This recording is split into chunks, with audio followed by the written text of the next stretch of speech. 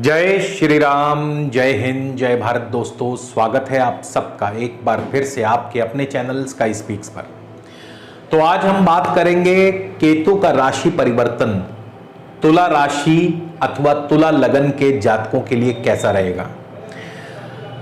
केतु 30 अक्टूबर 2023 शाम को 5:43 पर राशि परिवर्तन करेंगे। और अकेले केतु नहीं, राहु और केतु दोनों राशि परिवर्तन करेंगे। केतु आएंगे कन्या राशि में, राहु जाएंगे मीन राशि में। तो ये जो राशि परिवर्तन है आपके तुला राशि वालों के जीवन में एक बहुत खूबसूरत मोड़ लेकर के आया है। ये आपके जीवन में एक बहुत बड़े बदलाव को लेकर के आया है। आप अपने जीवन में कुछ बड़ा करने के लिए अब तैयार हो जाएं। तो आज का वीडियो बहुत खास है, बहुत दिलचस्प है, कहीं भी जाइएगा मत दोस्तों। आज का वीडियो शुरू से लेके अंत तक जरूर देखिएगा। अगर आप हमारे चैनल पर नए हैं तो कृपया चैनल को सब्सक्राइब कर लें, बेल आइकन वाला बटन जरूर दबाएं ताकि हमारा कोई भी नया वीडियो मिस ना हो। पर्सनल कंसल्टेशन के लिए दोस्तों स्क्रीन पर जो नंबर दिया है या वीडियो के डिस्क्रिप्शन में आपको हमारी कॉन्टैक्ट डिटेल्स मिल जाएंगी। तो पर्सनल कंसल्टेशन के लिए आप हमें अपना जन्म विवरण यानी कि आपका नाम, जन्म तिथि, समय, स्थान व्हाट्सएप के माध्यम से हमें लिख करके मैसेज करें। आपकी समस्या, आपका प्रश्न भी हमें लिखें। आपको घर बैठे फोन या वीडियो कॉल के माध्यम से पूरा मार्गदर्शन मिलेगा और समस्या के उपाय व समाधान भी बताए जाएंगे, मगर शुल्क लागू रहेंगे। आगे बढ़ते हैं, चलिए बात करते हैं केतु के इस राशि परिवर्तन पर। उससे पहले मैं आपको बता देना चाहूंगा कि राहु का जो राशि परिवर्तन वाला वीडियो है वो ऑलरेडी मैं अपलोड कर चुका हूं। उस वीडियो का लिंक आपको आज के इस वीडियो के डिस्क्रिप्शन में मिल जाएगा। तो राहु और केतु पर बात करने से पहले एक छोटी सी कहानी इनके बारे में जान लीजिए। इससे आपको राहु केतु दोनों को समझने में आसानी होगी। समुद्र मंथन के बाद जब अमृत कलश निकला तब देवताओं और असुरों में संग्राम छिड़ गया। ऐसे में भगवान विष्णु जी ने मोहिनी रूप धारण किया और देवताओं को अमृत पान करवाने लगे। लेकिन स्वर भानु नाम का एक असुर बहुत चालाक था, देवताओं की पंक्ति में वेश बदल के जाकर के बैठ गया और भगवान विष्णु ने जैसे ही उसे अमृत पान करवाया तो सूर्य और चंद्रमा ने उसकी शिकायत जो है भगवान से कर दी और भगवान ने तुरंत सुदर्शन चक्र से उसका सर धड़ से अलग कर दिया। लेकिन तब तक वो अमर हो चुका था।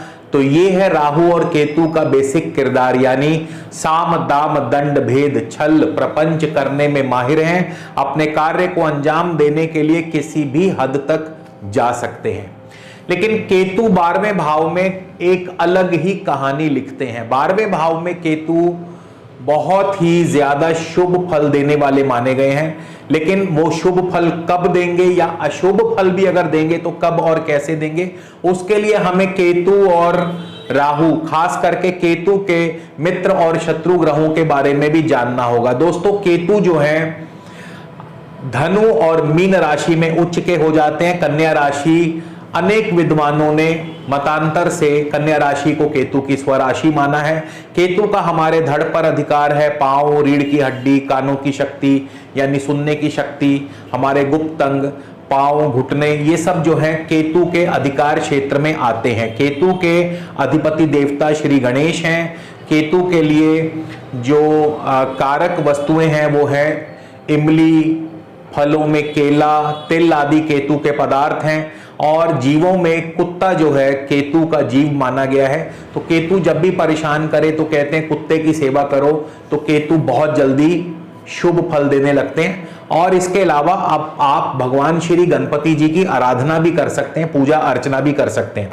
इसके अलावा केतु के मित्र ग्रहों की सूची में बुध, शुक्र, शनि आते हैं और केतु के शत्रु ग्रहों की सूची में सूर्य, चंद्र, मंगल आते हैं। तो अब आपको यह जानना जरूरी है कि केतु कब शुभ फल देंगे और कब अशुभ फल देंगे। बाकी जो अन्य ग्रह वो केतु के सम ग्रहों की सूची में आते हैं।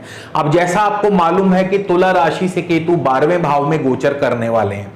30 अक्टूबर को केतु आपके तुला राशि हो या तुला लगन हो, आपके 12वें स्थान में आने वाले हैं। तो अब अगर आपकी जन्म पत्रिका में आपके 12वें स्थान यानी कन्या राशि में अगर तो केतु के मित्र ग्रह बैठे हैं यानी बुध बैठे हैं, शुक्र बैठे हैं, शनि बैठे हैं, तो ऐसे में केतु बहुत ही ज्यादा शुभ फल प्रदान करेंगे। लेकिन अगर कहीं आपके 12वें भाव कन्या राशि में केतु के शत्रु ग्रह बैठे हों तो फिर केतु बिल्कुल ही विपरीत फल प्रदान करेंगे और चाहकर के भी आपको केतु का शुभ फल नहीं मिलेगा। तो ये थोड़ा सा बेसिक डिफरेंस है शुभ और अशुभ, क्योंकि सबके लिए केतु एक जैसा फल देंगे ये जरूरी नहीं है। आपको कौन से ग्रहों की दशा चल रही है इस समय, केतु के मित्र ग्रहों की दशा है तो केतु शुभ फल देंगे, केतु के शत्रु ग्रहों की दशा है तो अशुभ फल देंगे। 12वें भाव कन्या राशि में मित्र ग्रह बैठे हैं तो शुभ फल मिलेगा, शत्रु बैठे हैं तो अशुभ फल मिलेगा। तो इस प्रकार केतु का जो फल है वो अलग अलग व्यक्तियों को, चाहे वो सेम राशि सेम लगन के हों, लेकिन फिर भी अलग अलग फल मिलता है। तो सबसे पहले केतु अगर आपको शुभ फल देंगे तो आपके जीवन में बहुत बड़ा बदलाव लाने वाले हैं। 12वां भाव जो है ये आपके जीवन में कुछ ना कुछ बड़ा करने को दर्शाता है। आप कुछ ना कुछ बड़ा करने वाले हैं। ये सामाजिक दृष्टिकोण से भी हो सकता है, धार्मिक दृष्टिकोण से भी हो सकता है, व्यापारिक दृष्टिकोण से भी हो सकता है। डिपेंड करता है कि आप किस क्षेत्र में ज्यादा कार्यरत हैं। अगर आप सामाजिक क्षेत्र में ज्यादा कार्यरत हैं, यदि आप राजनेता हैं तो आपके जीवन में बहुत बड़ी पदवी आपको हासिल हो सकती है।